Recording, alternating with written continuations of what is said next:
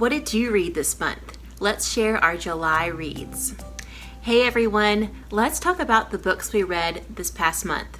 This is my stack right here. It's not quite as big as I wanted it to be, but July was just kind of one of those months where I didn't have a lot of time to sit down and read. So I got through some things, didn't get through as many as I wanted to, but let's talk about what I did read. All right, my first July read is Alpine for You by Maddie Hunter. I loved this. If you like funny, lighthearted, kind of zany cozy mysteries, this one is perfect for you. I love reading books where people go traveling in different countries, and this whole series, it's called the Passport to Peril series. Each book is in a different country. This book is set in Switzerland. The main character is Emily. She's on a trip with her grandmother and a bunch of senior citizens from her hometown. And she's feeling kind of bummed out because everyone in the group is 30 years her senior. But she ends up having a good time. There are a lot of hijinks, there's some romance, and there's a lot of great humor. I would definitely check this one out. Second July read is A Sheet Cake Named Desire. I picked this book because it's set in New Orleans, and I love New Orleans so much. So that's what initially drew me to it. It is what is it called? A piece of cake mystery, so it's set in a bakery. I have to be honest, I didn't finish this book. I thought the characters were fine. I thought the murder in the mystery itself was fine. The setting to me was disappointing. As a person that loves New Orleans, I felt like there just wasn't enough New Orleans here. New Orleans is such a colorful place. Like, there are a million different things you could draw on and put in your book. And I just didn't feel like there was enough of that there to keep me reading, because it was the reason I picked the book in the first place. So I never want to tell you to not read a book, because you might read this and absolutely love it. I'm just going to be honest with you and say I didn't love it. All right, number 3 on my July reads is Mimi Lee Gets a Clue by Jennifer L. Chow. Oh my goodness, this is one of my new favorite series. I loved it so much. Here's why I loved it. I've read a million cozy mysteries, I bet you have too, and I love them. I will continue to read mostly cozy mysteries. I just love the way they're set. I love everything about them. But sometimes it's nice to have kind of a palate cleanser of something that's fresh and modern and new, and I feel like this Mimi Lee series is very modern and of today, and I love that about it. Mimi Lee, she owns a pet grooming store. She just opened it and she's kind of struggling to get her business going.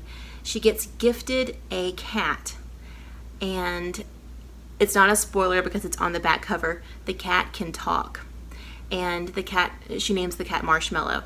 The cat is hilarious. I love the cat so much. And Mimi and the cat Marshmallow solve mysteries together.